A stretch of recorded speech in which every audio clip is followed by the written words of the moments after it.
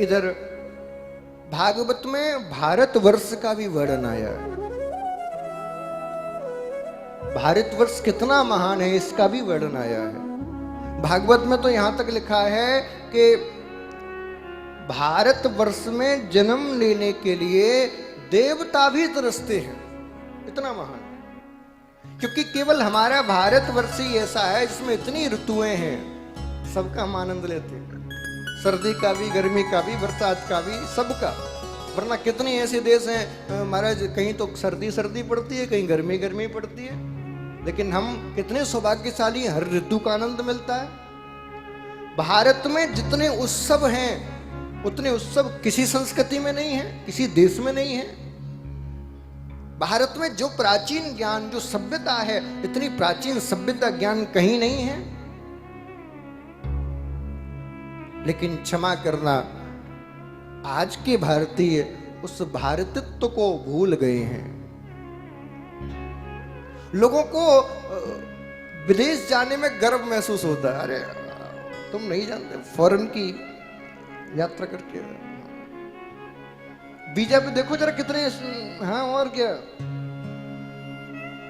Passport दिखा है कभी मेरा, कितने देश की यात्रा करके आया हूं। अरे तो दुनिया को घूम आओ। लेकिन भैया सत्य बता रहा हूं, पूरी दुनिया घूम आना, घूमने के बाद एक ही बात कहोगे कि मेरे देश जैसा पूरी दुनिया में कोई देश नहीं है। घूम लिया मैंने जग सारा, अपना घर है सबसे प्यारा।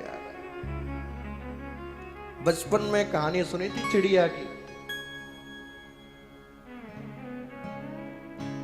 जिस भारत की भूमि में हमने जन्म लिया है, इस भारत की भूमि के लिए, इस भारत के उद्धार के लिए राम और कृष्ण ने संघर्ष किया।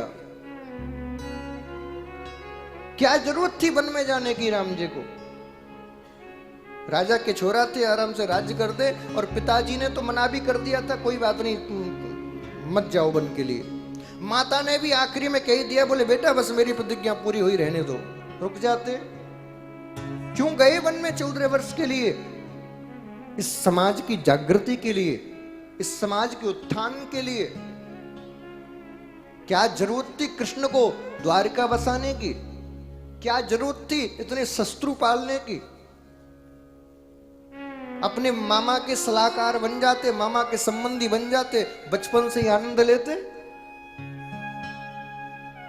हमारे महापुरुषों ने पूरा जीवन संघर्ष किया इस देश की संस्कृति सभ्यता की रक्षा के लिए। लेकिन हमारा ये दुर्भाग्य है, हम ना तो देश के बारे में सोचते हैं, ना सभ्यता के बारे में सोचते हैं, ना संस्कार के बारे में सोचते हैं। केवल हमारा पेट कैसे भरे ये सोचते हैं। मात पिता बाल कहीं बुलावा, और उदर भरई सोई धर्म सिखावा। पहले के माता पिता बालकों को बुला के कहते थे, बेटा तुम्हारा जन्म देश की रक्षा के लिए हुआ है, धर्म की रक्षा के लिए हुआ है, समाज में जागृति लाने के लिए हुआ है। इसीलिए हमारे देश में भगत सिंह, चंद्रशेखर आजाद जैसे महापुरुष पैदा होते थे। इस बंगाल की भूमि में ऐसे महापुरुष पैदा होते थे जो विदेश जाएं और विदेश में भी भारत का झंडा गाड़ के आ जाएं। लोग कहते अरे तो भारत से गंवार देश से आए हैं, क्या प्रवचन देंगे? अरे हमारी ज्ञान देखना है। बोले हाँ दिखाओ। बोले ठीक है, एक काम करो, जीरो के बारे में बताओ। और वो विवेकानंद जीरो पर ऐसा ज्ञान देते हैं, ऐसा ज्ञान देते हैं कि इतिहास बन जाता है शून्य पर। ये वो महापुरुषों की भूमि है, ये वही कलकत्ता की भूमि है जहां पर बैठ के राम कृष्ण परमहंस अपने हाथों से मां काली को भोग लगाएं। ये वो भारत की भूमि है जहां महापुरुष शरीर के साथ काली मां के दर्शन प्राप्त करें। ये जब तक अपने बारे में सोचोगे तब तक नहीं होगा।